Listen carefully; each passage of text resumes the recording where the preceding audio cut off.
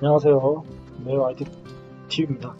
오늘은 위성 인터넷 기술 관련된 이야기를 한번 해보겠습니다. 위성 인터넷. 인터넷이 이제 사실 위성으로 가능한 시대가 이제 도래했고요. 지구의 이 궤도, 저궤도, 중고도, 고고도의 위성을 이용해서 위성들을 갖다가 수천 개를 이렇게 지구에다가 지구 궤도에 띄워가지고 그물망을 만든 다음에 그걸 이용해서 인터넷을 할 수 있는 기술인데요. 앞으로 지금 현재 앞으로 미래 이제 위성 인터넷의 시대로 가고 있는 상황이고, 그럼 위성 인터넷의 앞으로 미래, 현재와 미래는 어떻게 되는지 이 부분에 대해서 한번 알아보는 시간을 갖도록 하겠습니다. 이 자료는 하나테크윈의 구자춘 부장님이 만든 작성한 보고서고요. 한번 들여다 보겠습니다. 자, 지금 현재 가장 이러한 현재 가장 위성 인터넷 분야에서 가장 두각을 보이고 있는 게 바로 테슬라죠. 테슬라의 CEO인 일론 머스크가 바로 이 스타링크라는 프로젝트를 통해서 위성 인터넷 시대를 열겠다라고 지금 진행하고 있고요. 또 아마존도 이 위성 인터넷 사업에 뛰어들었습니다. 그래서 쿠이퍼 프로젝트라고 해서 또 뛰어들었고요. 그 다음에 또 영국의 온웹이라는 회사가 있는데 그쪽에서도 지금 위성 인터넷 사업을 하겠다라고 지금 뛰어드는 상황이죠. 자, 이렇게 지금 각축전이 벌어지고 있는데요. 이 위성 인터넷은 저궤도에다가 위성을 띄우는 것입니다. 그래서 저궤도에 위성을 통해서 우주 인터넷 서비스를 하겠다는 거죠. 이 저궤도는요, 최대 2000m 수준의 낮은 고도에서 인터넷 서비스를 제공하는 것이고요. 주로 민간 주도로 진행되고 있으며 다량의 소형 위성을 통해서 진행이 되고 있습니다. 그리고 지금까지 상용 위성 중에서 원격 감시 분야가 거의 이제 87%를 지금 차지하고 있는 그런 상황이고요. 글로벌 인터넷망 구축 사업에 지금 활발하게 이러한 온웹, 스페이스X, 그다음에 텔레셋, 아마존 같은 이런 저궤도 위성을 활용해서 이러한 사업들이 활발하게 진행 중이고요. 2022년 이후에는 이러한 것들이 이제 전 세계적으로 서비스가 될 것이다. 이렇게 예상이 되고 있습니다. 그래서 이런 저궤도 위성 통신 사업이 지금 현재 많이 지금 주목을 받고 있는데, 그 이전에는 사실 IoT나 음성 위주의 서비스로 그 이전에도 진행이 되고 있었고요.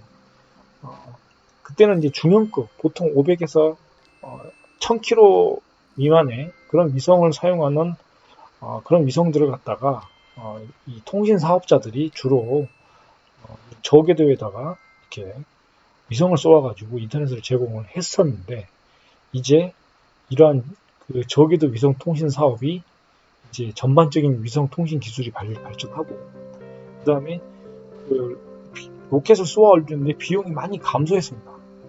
결국 통신에 대한 기술 발전과 비용 감소로 인해 가지고 이제는 경쟁력이 굉장히 높아진 거죠. 그래서 이제 저궤도에 이런 위성 통신 사업을 하는 게 이제 비용이 저렴해졌다. 결국 이게 가장 큰 어떤 지금 현재 각축전이 벌어진 바로 그러한 원인이 되겠고요. 그럼 이런 저궤도 위성이 무엇인지를 좀 우리가 확인해 봐야 됩니다. 이 저궤도 위성은 고도 160, 그 다음에 2000km 내에 상공을 이동하는 위성을 말하고요. 전 세계 어디에서나 이동 통신을 이용할 수 있는 시스템을 말합니다. 그래서 크게 정지 궤도를 도는 위성과 그 다음에 정지 궤도가 아닌 저궤도에서는 도는 그런 위성으로 구분하는데요. 정지 궤도의 위성들은요, 고도 36,000km에서 지구의 자전 속도하고 동일한 속도로 이동을 합니다. 그러니까 이 지구의 이 고고도에서 지구의 자전 속도와 동일하게 이렇게 이동을 하기 때문에 한 곳을 계속 바라보는 이런 형태의 위성이 되는 것이고요. 보통 이제 이런 중궤도 위성이라고 또 얘기하는데, 이게 이제 고도 2000에서 36,000km 미만에서 이렇게 상공에서 운영을 합니다. 이러한 정지궤도 위성의 경우는 지구를 한 바퀴 도는데 24시간이 소요되고요. 그리고 지구하고 같이 이제 궤도를 돌기 때문에 24시간이 걸리는 것이고요. 그다음에 이제 저궤도 위성, 저궤도 위성은 이제 이렇게 저궤도에서 이제 도는데, 이게 저궤도에서 이게 돌기 위해서는 지구의 자전 속도보다 훨씬 빠르게 이동해야 됩니다. 그래서 저궤도는 보통 지구를 한 바퀴 도는데 1시간 30분 정도 소요가 됩니다. 그래서 이 저궤도 위성은 결국 정지 궤도보다 강한 중력을 갖다 이기기 위해서 지구의 자전 속도보다 빠르게 이렇게 회전을 하는 것이죠. 그리고 이런 저궤도 위성은 고도가 낮기 때문에 이 정지 궤도 위성에 비해서 이 커버리지, 그러니까 이 통신을 제공하는 서비스를 제공하는 이 커버리지가 면적이 좁습니다. 중고도 정지 궤도는요, 이 커버리지가 굉장히 높겠죠. 그래서 이러한 저궤도 위성을 통해서 인터넷 서비스를 하려면 굉장히 많은 수의 위성을 쏴야 됩니다. 그래서 전 세계에 서비스를 하기 위해서는 최소한 500개 이상 띄워야겠죠.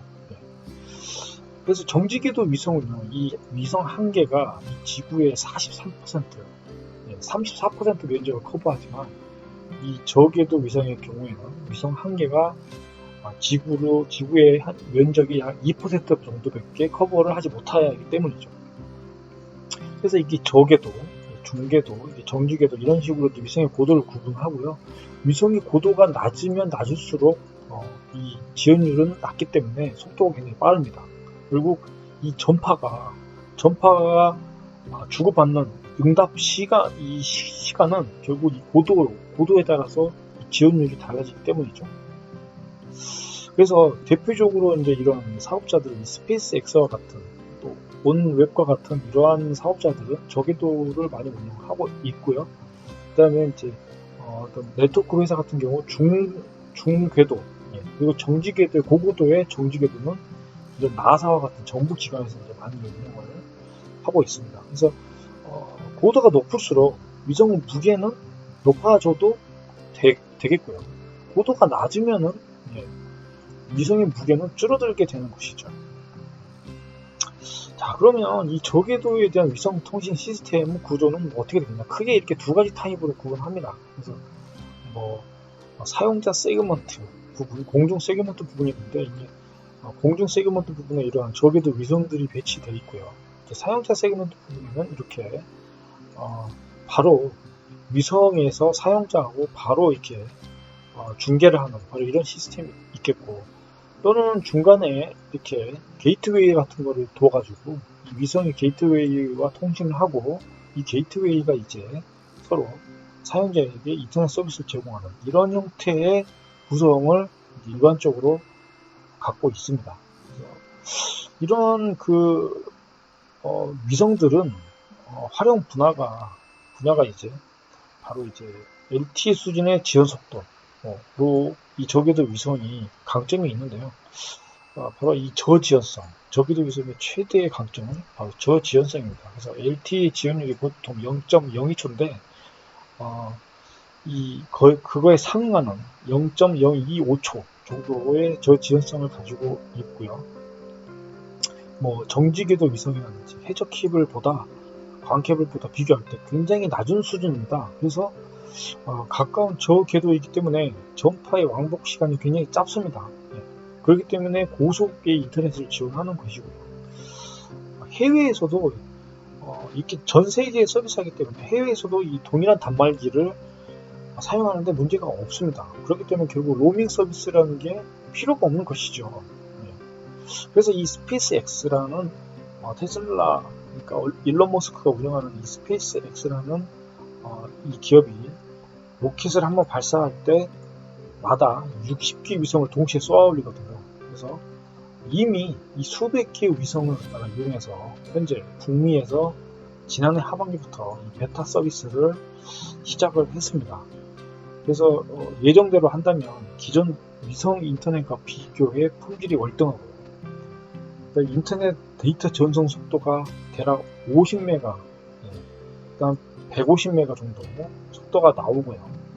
지연 시간이 20ms, 40ms/s로 굉장히 짧습니다. 그래서 한국의 평균 인터넷 속도보다도 빠른 인터넷 서비스를 할 수 있는 거죠. 그래서 스페이스 X는요, 이 300mbps까지 지금 끌어올리겠다, 이렇게 얘기를 하고 있고요. 이게 만약 목표가 달성되면 우리나라 인터넷 속도보다 더 빠르게 이제 제공할 수 있겠다, 이렇게 지금 생각이 들고요. 그 다음에 이제 사물 인터넷을 특화시킨 소형 위성, 요거를 이제 또 이쪽 분야에도 쓰이는데요. 이 소형 저궤도 위성은 매우 저렴한 비용으로 글로벌 통신망을 구축할 수가 있습니다. 그래서 전문가들이 2025년경 5천여 개의 소형 저궤도 위성이 운영될 것이다, 이렇게 지금 예상이 되고 있고, 이런 저궤도 위성을 통해서 전 세계 약 30억 인구가 디지털 경제에 편입될 것이다. 그럼으로써 엄청난 파급 효과를 가져올 거다, 이렇게 예상이 되고 있습니다. 그리고 이제 군의 지휘 통신 체계에도 쓰이고 있는데요. 우리나라는 주변국 대비해서 굉장히 이런 위성 통신 체계가 굉장히 미흡합니다. 그래서 앞으로 우리 군은 미래 전력이 GPS하고 위성 통신 체계를 사용하는 무기 체계가 거의 60%를 차지할 것이기 때문에 이 위성 통신 기술은 굉장히 중요하고요. 미국도 이게 수백 개의 이 초저가 저궤도 위성을 쏘아가지고 이렇게 글로벌 통신망을 구축해서 군 통신 체계로 사용을 또 하고 있습니다. 그 다음에 이제 차세대 이동통신 6G인데요. 이 6G는 현재 중국이요, 세계 최초로 6G 서비스가 가능한 저궤도 위성 발사에 성공을 했습니다. 그리고 삼성전자는 2028년에 이거를 6G를 상용화 시작이 되고 2030년에 본격적인 서비스를 할 거라고 이렇게 예측을 하고 있는 상황이고요. 이러한 저궤도 위성 서비스, 그래서 이런 저궤도 위성 서비스는 이 다양한 주파수 대역을 보여주고 있는데요. 저궤도 통신을 위한 KU, KA 대역을 주로 이렇게 씁니다. 그래서 위성 통신 주파수 대역은 대략 이런 형태의 주파수 대역을 가지고 있고요. 그 다음에 이제 이러한 글로벌하게 경쟁하고 있는 회사가 크게 세 개로 우리가 말할 수가 있는데요. 스페이스X, 온웹, 그다음에 텔레셋이라는 이러한 회사들이 있고요. 각자 지금 뭐 수천 개의 위성을 쏴가지고 뭔가 서비스를 하려고 지금 다 계획을 지금 하고 있습니다. 그러면 이제 하나씩 보면 이 스페이스X부터 한번 볼까요? 스페이스X는 스타링크 프로젝트라고 해서 저궤도 위성 사업을 지금 현재 하고 있고요. 지금 뭐 페이지 1으로 이 72개 궤도에 약 22개를 배치해서 운영 중이고, 전체 1584개 위성을 갖다가 550km 상공에다가 이렇게 배치를 하고 있습니다. 그래서 이 스타링크는 최종적으로는 11,000개, 11,943개의 위성을 갖다가 이 지구 저궤도에다가 이제 위성을 발사해서 이 네트워크 트래픽의 약 10%를 이 위성으로 이 지구상의 네트워크 트래픽의 10%를 갖다가 대체하겠다, 이런 야심찬 목표를 가지고 있습니다. 이 스페이스X가 이렇게 많은 위성을 이렇게 쏠 수 있는 거에는요, 이 위성 발사를 위한 비용을 굉장히 저렴하게 하는 기술을 갖다가 자체적으로 개발했기 때문이죠. 바로 로켓을 회수하는 건데요. 이 로켓을 회수하는 거를 보시면 굉장히 놀랍습니다. 자, 로켓을 회수하는 부분을 한번 보겠습니다. 스페이스X가 로켓을 지금 쐈고요. 이 로켓은 펠컨 9이라는 로켓이고요. 이 로켓이 지금 발사돼서 발사체를 이렇게 중간에서 이제 분리를 합니다. 펠컨 9이 계속 상공을 날아가고 있고요. 이제 이 발사체를 이렇게 분리를 했습니다. 분리를 하고 계속 목표 궤도로 2단 발사체가 계속 날아가죠. 이때 시험 발사할 때 테슬라의 이 자동차를 갖다가 얹어가지고 실제로 우주로 이렇게 쐈습니다. 로켓을 회수하는 테스트를 하기 위해서 지금 테슬라 자동차를 갖다가 한 1톤 정도 하는데요. 테슬라 자동차를 이렇게 달고 실제로 우주로 발사했고요. 우주로 이렇게 테슬라 자동차가 날아다니는 거를 실제로 카메라가 찍은 거죠. 실제 이게 CG가 아니고 실제 우주 공간에서 찍은 사진입니다. 놀랍죠. 그래서 지금 우주를 날아다니고 있고요. 그러면 지금 이 나머지 로켓 2개가 지금 다시 이제 회수되는 모습을 좀 보고 계시는데요.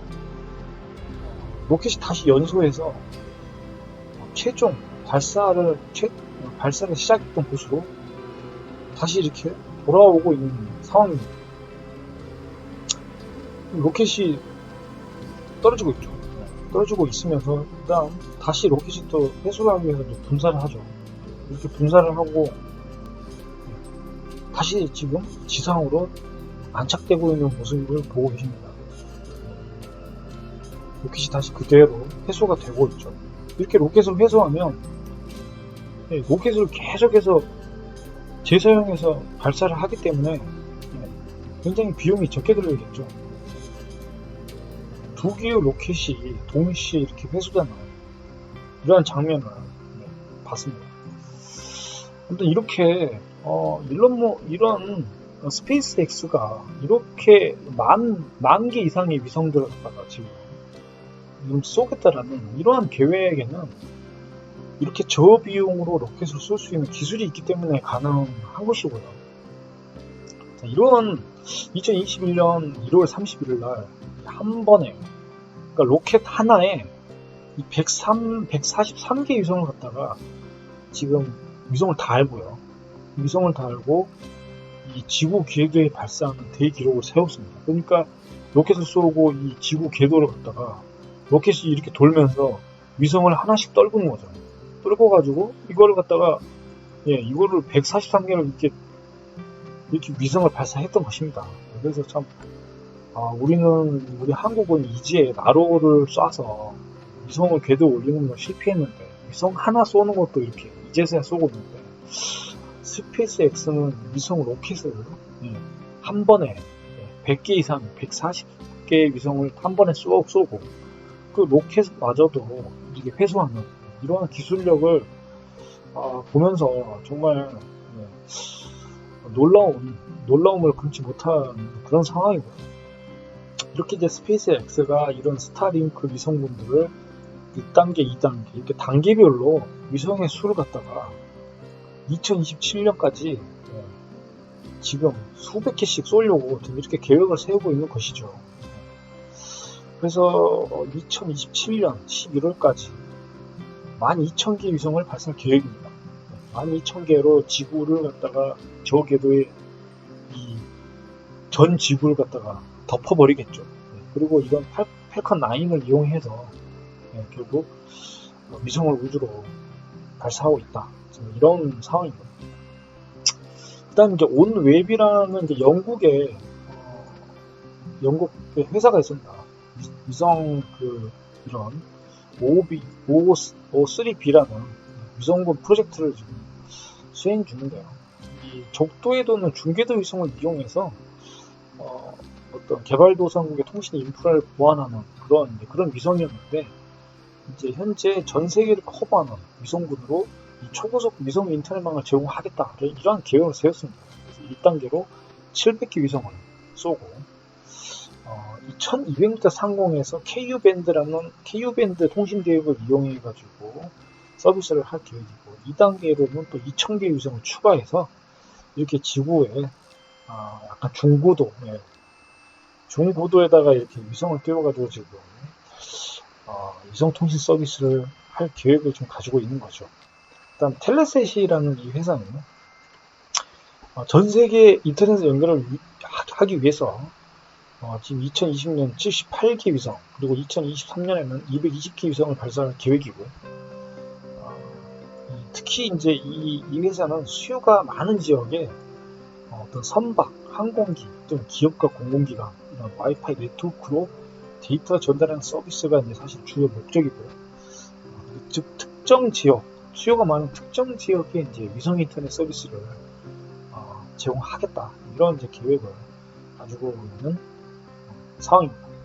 아마존도 이 프로젝트, 프라이퍼라는 프로젝트를 발표해서 지금 지상 6,000km 전후에 이 저궤도에 총 3,200개 위성을 배치할 계획이죠. 아마존이 이러한 서비스를 하려는 것은 아마존이 주력으로 하는 클라우드 서비스와 그 다음에 물류 서비스, 이런 것들을 위성 통신을 이용해서 전 세계 어디든지 배송을 하고 클라우드 서비스를 확장하기 위한 그러한 계획의 한 일환이다, 이렇게 이해가 되고, 러시아도 에스페라라는 이런 독자 위성을 쏴가지고 인터넷 서비스를 또 한다고 하네요. 그리고 중국도 세계 위성 프로젝트를 또 진행 중인데요.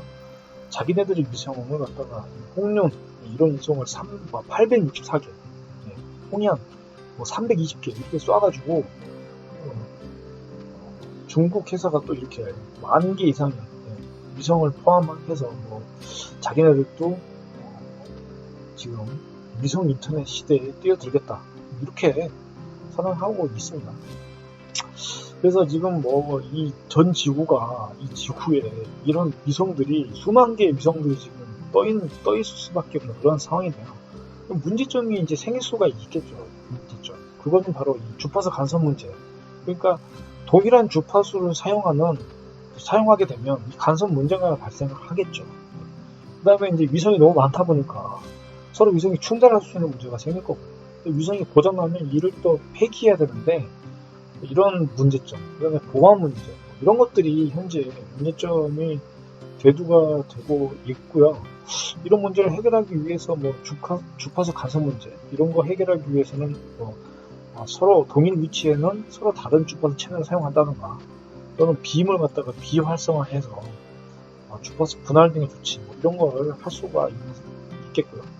위성 간의 통신 문제, 충돌 문제죠. 이 충돌 문제 때문에 굉장히 이제 문제가 될 거라고 생각이 되고요. 이런 충돌 문제도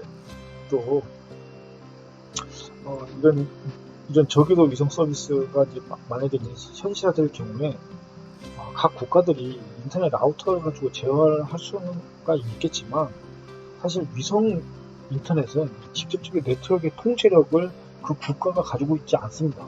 따라서 이 위성 인터넷이 어떻게 보면 무기화 될 수도 있는 거죠. 그 다음에 이제 이 수명을 다한 이런 위성들이 우주 쓰레기가 되어서 지상으로 떨어지게 되면 또 굉장히 문제가 또 발생할 것입니다. 그래서 얼마 전에 그 넷플릭스의 이 승리라는 영화를 통해서 우리는 우주 쓰레기 청소선, 이거를 봤는데, 이게 이제 현실화 될 수가 있겠죠. 우주에서 우주 쓰레기 청소선이 우주를 다니면서 고장난 위성들, 위험한 위성들을 회수하는 그런 일이 실제로 벌어질 것이다 라는 게 사실 우리가 앞으로 다가올 미래고요. 이러한 이제 위성들의 문제점 때문에 그러면 위성을 아예 그냥 목재로 만들자, 이런 아이디어도 지금 나왔습니다. 그래서 이런 우주 쓰레기들이 지구상으로 떨어질 때 대기권에서 이제 자동으로 소각되기 때문에 그냥 이걸 위성을 그냥 목재로 만들어 버리자, 이런 얘기도 있지만, 실제 그 우주 쓰레기가 본체가 아닙니다. 본체가 아니고 대부분 로켓하고 위성 내부에 있는 각종 기기, 이런 것들이 이제 타지 않고 지상으로 떨어진다거나 우주 공간에 떠돌아다니는 거죠. 그래서 이제 이러한 이 우주 공간의 이런 목재도 사실 떨어지지 않으면 그냥 쓰레기가 될 뿐이죠. 그래서 결국은 이런 우주 쓰레기들 어떻게 할 것인지에 대한 이제 고민을 해야 된다라는 그런 부분이 있는 것입니다. 결론은 결국 이 위성의 소형화, 그 다음에 이 발사체의 재사용, 그로 인한 비용 절감, 이것 때문에 이제 저궤도 위성 사업이 본격적으로 가축전이 이제 벌어졌고, 결국은 이를 위한 인력, 그리고 글로벌 기업과의 협업, 부품 개발, 이런 부분들이 굉장히 활성화되는 것이고요. 위성 간의 충돌 문제, 우주 쓰레기, 그다음 주파수 간섭 문제, 이런 문제들이 이제 해결해야 되는 그런 이제 이슈들이 발생하는 것이고요. 그리고 이런 이제 전체 서비스 면적, 우리나라 같은 경우에는 이 전체 서비스 면적이 굉장히 좁죠. 그리고 인구 밀도 굉장히 높고요. 그리고 기존에 구축된 광 케이블, 이동통신 서비스가 훨씬 싸고 빠르기 때문에 이런 위성 인터넷을 쓸 어떤 매력을 느끼지 못합니다. 그래서 사실 이런 저궤도의 위성 인터넷은 굉장히 넓은 지역, 그리고 통신망이 잘 갖춰지지 않는, 인프라가 없는 그런 곳에 많이 쓰일 가능성이 굉장히 크고요. 하지만 이 전송 속도가 굉장히 빨라지고 대역폭 기술이 개선되고, 그 다음에 이 위성 인터넷 가격이 굉장히 싸진다면 기존 통신 업체들이 긴장해야 할 것입니다. 만약에 전송 속도도 높고 대역폭도 좋아지고 가격이 지금 현재 그 인터넷망, 기존 통신사의 인터넷망보다 이게 싸다면 사람들은 위성 인터넷으로 갈아탈 겁니다. 왜냐하면 위성 인터넷은 전 세계 로밍 없이 어디서든 자기 핸드폰으로 바로 그 초고속 인터넷 서비스를 받을 수 있는 거죠. 그렇다면은 결국 사람들은 위성 인터넷으로 갈아탈 가능성이 굉장히 커진 거죠. 그리고 또 한 가지는 바로 이 군사적인 활용, 자율주행, 드론, 선박, 이런 부분은 반드시 위성 인터넷을 쓸 수밖에 없는 상황으로 갈 것입니다. 그래서 이제 어떻게 보면 이 KT나 그 다음에 뭐 SK, 뭐 LG 다 이제는 긴장을 해야 되는 거죠. 테슬라 스페이스 X가 12,000개 위성을 지구를 덮어버리고, 그리고 저렴한 비용으로 인터넷 서비스를 한다면 KT가 망할 수도 있겠죠. 그러면 가격을 위성 인터넷보다는 많이 다운을 시켜야 할 것입니다. 어찌됐건 이러한 경쟁은 결국 통신 비용을 낮출 것이고요. 그렇게 되면 소비자는 더 좋은 서비스, 더 좋은 속도의 서비스를 이용할 수 있을 거라고 생각합니다. 오늘은 여기까지 하겠습니다. 시청해주셔서 감사합니다.